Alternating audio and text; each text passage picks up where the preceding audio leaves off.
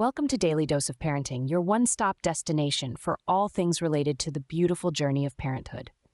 Our mission is to provide parents, like you, with the insights, tips, and solutions you need to navigate the joys and challenges of raising a child.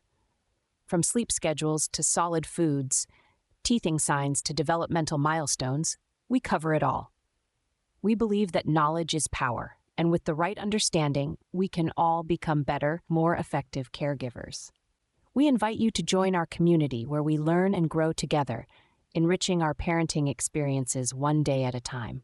So whether you're a new parent or an experienced one, there's always something new to discover here at Daily Dose of Parenting. In today's video, we will discuss the 10 most common mistakes parents of babies aged 4 to 7 months make. So stay tuned. The first common mistake is overlooking the introduction of solid foods. This stage in a baby's life is a significant milestone, but it's often approached with either too much enthusiasm or not enough.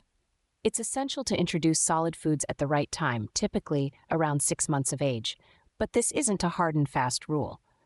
Each child is different, and readiness can vary. Look for signs that your little one might be ready for solids. These signs can include showing interest in your food, sitting up with minimal support, and losing the tongue thrust reflex that automatically pushes food out of their mouth. Introducing solid foods too early could pose a challenge. Babies' digestive systems are still developing, and introducing solids too soon might place unnecessary strain on their tiny tummies, leading to discomfort or even allergies. On the flip side, introducing solid foods too late could things related to the beautiful journey of parenthood. Our mission is to provide parents, like you, with the insights, tips, and solutions you need to navigate the joys and challenges of raising a child. From sleep schedules to solid foods, teething signs to developmental milestones, we cover it all. We believe that knowledge is power, and with the right understanding, we can all become better, more effective caregivers. We invite you to join our community where we learn and grow together, enriching our parenting experiences one day at a time. So whether you're a new parent or an experienced one, there's always something new to discover here at Daily Dose of Parenting. In today's video, we will discuss the 10 most common mistakes parents of babies aged 4 to 7 months make. So stay tuned. The first common mistake is overlooking the introduction of solid foods. This stage in a baby's life is a significant milestone, but it's often approached with either too much enthusiasm or not enough. It's essential to introduce solid foods at the right time, typically around 6 months of age, but this isn't a hard and fast rule. Each child is different, and readiness can vary. Look for signs that your little one might be ready for solids. These signs can include showing interest in your food, sitting up with minimal support, and losing the tongue thrust reflex that automatically pushes food out of their mouth. Introducing solid foods too early could pose a challenge.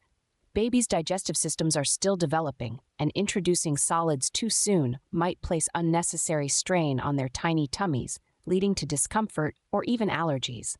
On the flip side, introducing solid foods too late could result in your child missing out on essential nutrients needed for healthy growth and development.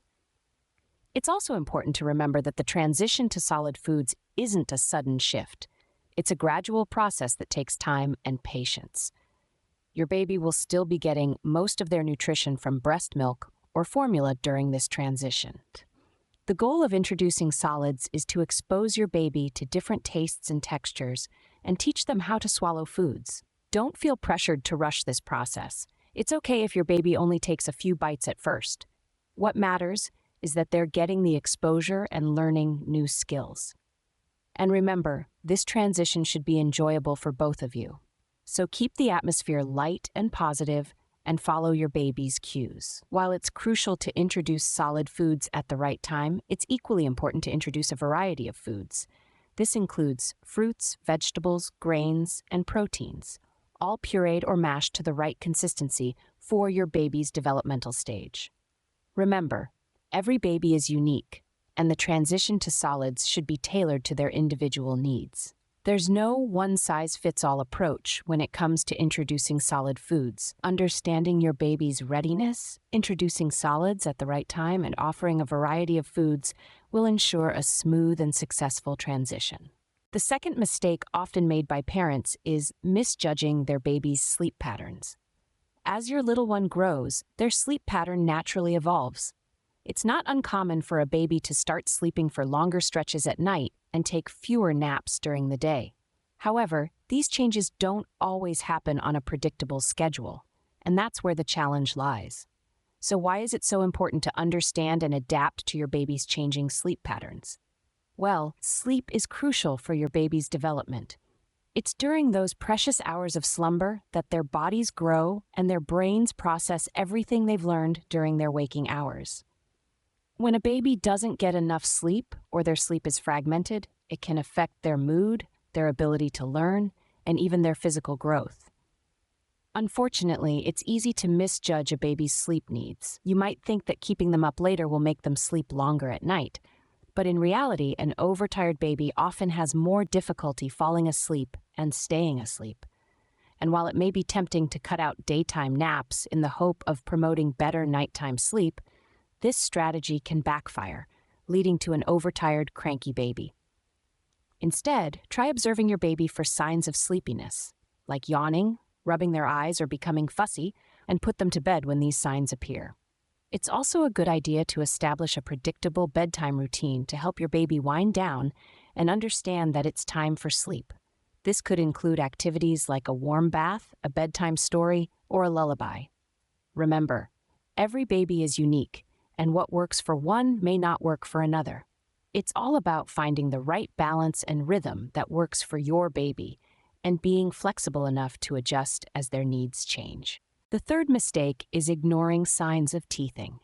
Teething is an important developmental milestone, and it can start as early as 4 months. However, it's not always easy to recognize the signs, and many parents mistake them for general fussiness or illness.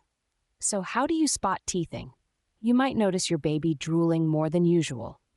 They might start gnawing on their fingers, toys, or anything they can get their hands on. You may also see their gums looking a little swollen or red. And if you gently rub your finger over the gums, you might feel the sharp edge of a tooth coming through. Another common sign is a sudden change in your baby's mood.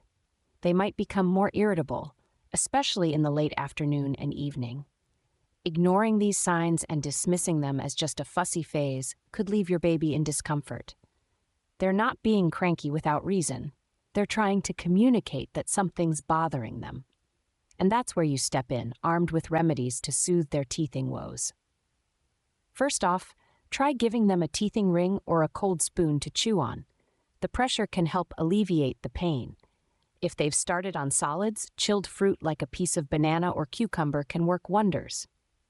Remember, though, to always supervise your little one while they're gnawing on these to prevent choking. There are also teething gels available that can numb the gums and provide relief. But it's always best to consult with your pediatrician before using any medication. If your baby is still having a tough time, don't hesitate to seek advice from healthcare professionals. They can guide you on safe and effective ways to ease your baby's discomfort. Ignoring the signs of teething doesn't make the process go away.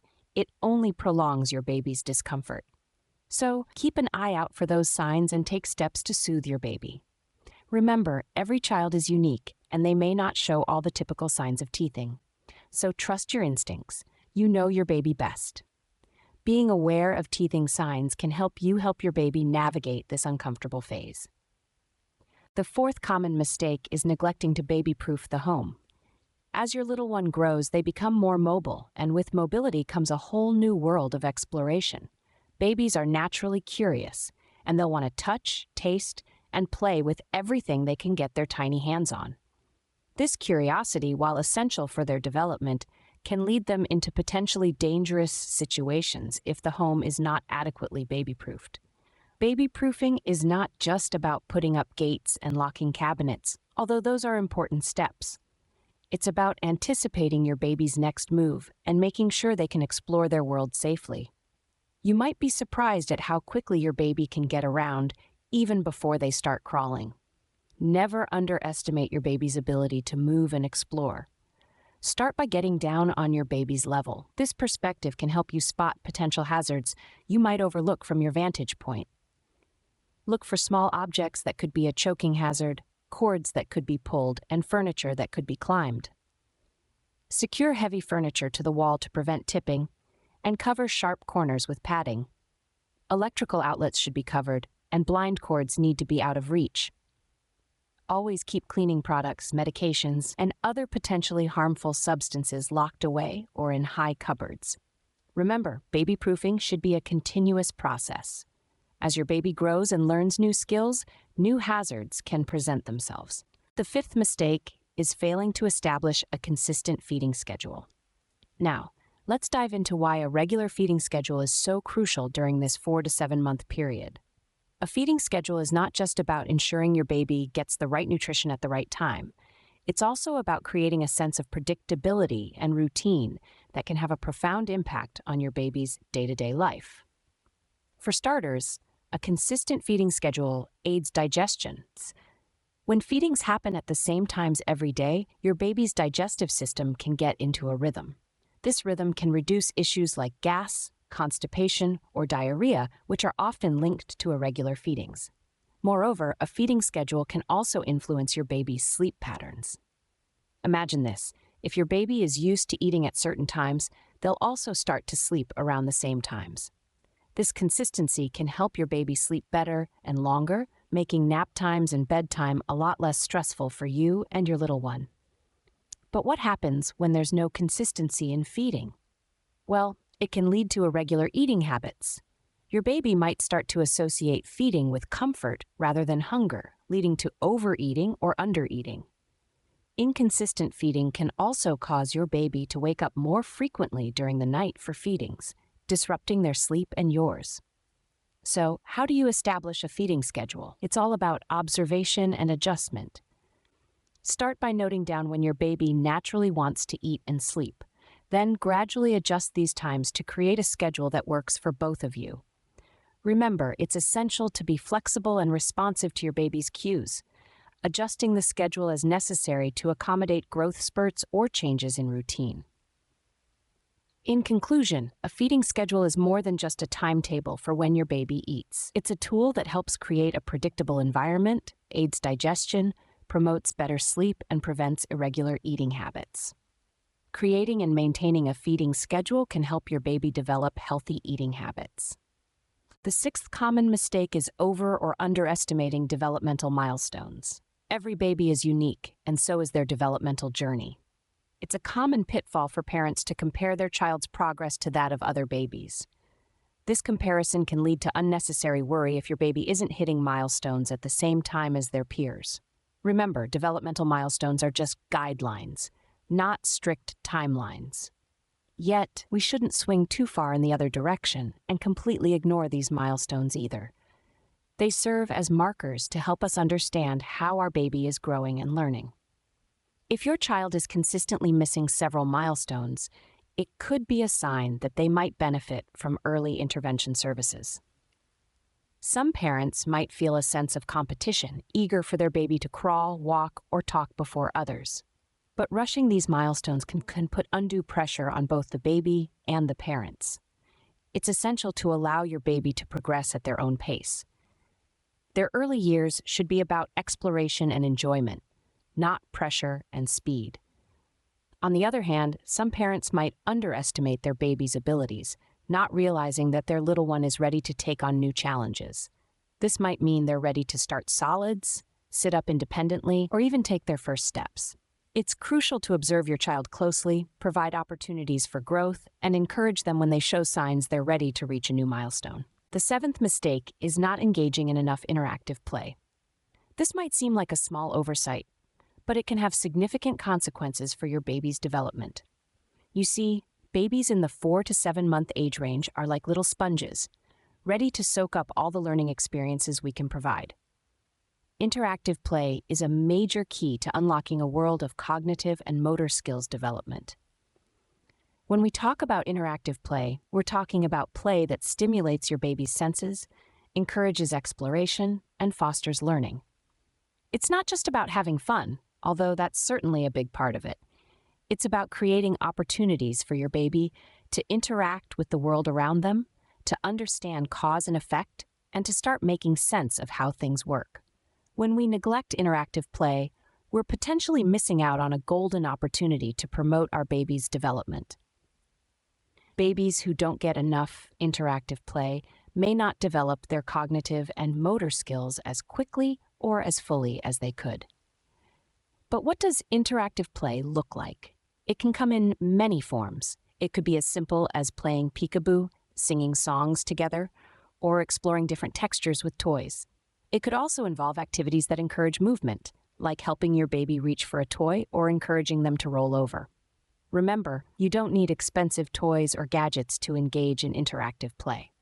Often, the simplest activities can offer the most learning opportunities. For instance, a game of Where's the Teddy can teach your baby about object permanence, while a simple ball can inspire them to practice their grasping skills. So don't underestimate the power of interactive play. It's not just about keeping your baby entertained. It's about engaging their curiosity, stimulating their senses, and helping them learn about the world. Interactive play is a fun and effective way to stimulate your baby's development. So when you're planning your day, make sure to include plenty of time for interactive play. You'll be amazed at how much your little one can learn from these simple, joyful moments together.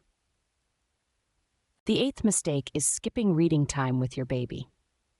For some, the idea of reading to a 4 to 7-month-old might seem a bit odd. After all, your little one can't understand the words yet, right?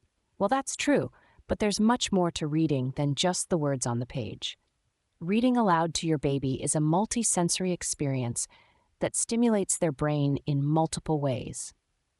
They hear the rhythm of your voice, see the bright colors and shapes in the book, and feel the texture of the pages.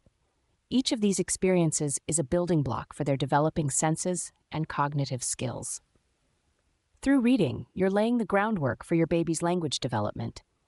Each word you read is a new sound for them to process, a new rhythm for them to understand. They're learning how language works, how sentences are constructed, and how stories are told. And it's not just about language development. Reading to your baby is also a fantastic bonding experience. It's a quiet, intimate time where you and your baby can cuddle up together. This physical closeness, combined with the sound of your voice, helps your baby feel safe, loved, and connected to you. By skipping reading time, you're missing out on these opportunities for bonding and cognitive development. But it's never too late to start. Even just a few minutes a day can make a difference. Choose books with bright colors, simple words, and engaging pictures. Make reading interactive. Point to the pictures, make the sounds of the animals, and let your baby touch and explore the book. The 9th mistake is overusing baby gear.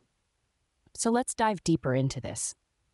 Baby gear, which includes items like bouncers, swings, and seats, can be a godsend for busy parents. It's a safe place to put your baby while you grab a quick shower or attempt to prepare a meal. However, a common pitfall is relying too heavily on these devices. While baby gear can offer convenience and short-term distraction, it's not a substitute for physical activity and interaction. Babies need to move, explore, and engage with their environment to develop their motor skills. When they're confined in a seat or swing, their range of movement is limited, and they're missing out on crucial opportunities for growth and learning. Floor time, on the other hand, offers an abundance of benefits. When babies are allowed to move freely on a safe surface, they get to work on skills like rolling over, crawling, and eventually walking. It's an essential part of their physical development. Plus, it's a great way for them to explore their surroundings, which stimulates their curiosity and cognitive development. What's more, floor time isn't just about physical development. It's also an opportunity for social interaction. Whether it's a game of peekaboo with you or a play date with another baby, these interactions are essential for your baby's social and emotional development. The 10th and final mistake is ignoring parental self-care. Getting absorbed in the challenges of baby care can often make parents overlook their health. But don't forget, you can't serve from an empty vessel. The role of a caregiver is rewarding yet taxing, necessitating your best physical, mental, and emotional condition. Neglecting self-care can lead to exhaustion, stress, and health issues. You might feel irritable, tired, or overwhelmed, which can affect your interactions with your baby. So, how to ensure self-care? The answer is balance. Primarily, eating wholesome meals and staying hydrated is vital. Your body needs fuel to function optimally. Avoid skipping meals and keep nutritious snacks handy for when you're for your baby. Exercise is also essential. It doesn't have to be a strenuous routine. A quick walk, light yoga, or dancing with your baby can boost your health and mood. Sleep can be challenging for parents, but it's crucial. Nap when your baby does, or share nighttime duties with your partner. Even a bit more sleep can help. Don't overlook your mental and emotional health. So, those were the 10 most common mistakes parents of babies aged 4 to 7 months often make. From overlooking the introduction of solid foods, to misjudging sleep patterns, ignoring teething signs, neglecting baby proofing, and being inconsistent with feeding schedules. It's also crucial not to over or underestimate developmental milestones and ensure plenty of interactive play. Don't forget the importance of reading to your baby. Avoid over-relying on baby gear, and remember to take care of yourself too. These potential missteps are normal parts of the parenting journey, and learning from them can only strengthen your role as a caregiver. By understanding these common mistakes, you can adjust your care strategies for better outcomes, enhancing both your baby's development and your own parenting experience. Thanks for watching. If you found this video helpful, please subscribe to Daily Dose of Parenting for more insightful content. Remember, parenting is a journey, and we're here to help you navigate it.